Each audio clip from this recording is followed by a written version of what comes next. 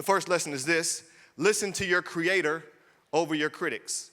Listen to your creator over your critics. In moments of frustration and fatigue, you certainly will have to deal with some critics at times. Listen to what happens to Moses right after the death of his sister, verses 3 through 5 of chapter 20. It says, they quarreled with Moses and said, if only we had died when our brothers fell dead before the Lord. Verse 4, why did you bring the Lord's community into the wilderness that we and our livestock would die here?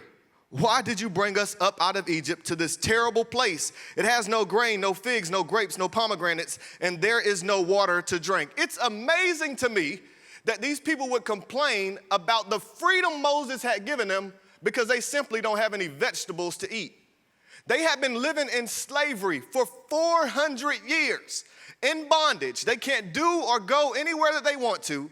They get set free, and when they get set free, they still find a way to complain. The people had forgotten what Moses had done for them. He had led them out of bondage. God had used him to provide manna for the people. He had parted the Red Sea, and now they're upset because they can't get a vegetable sandwich. It's amazing what people will criticize you about. And when we read our Bibles, we have a tendency to place ourselves in the shoes of the hero in the text. At least that's what my tendency is. When I read the passage, I think of myself as Moses. But if I take a careful observation and I examine my own life, the reality is in this passage, I'm not Moses, I'm the people who are complaining. Anybody else want to make that admission?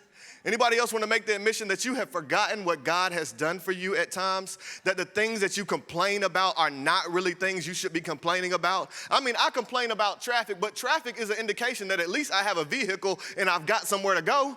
But yet and still, I find a way to complain. I complain sometimes about the most small and difficult things. This week, we all know that we had a windstorm like I've never seen in California. I've only been here 2 years. I didn't know what was going on.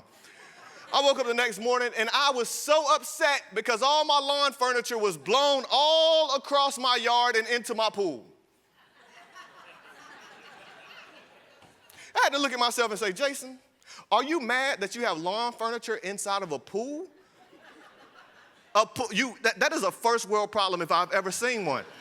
But all of us have tendency to complain about things, and when we do that, it means that we have forgotten what God has given to us.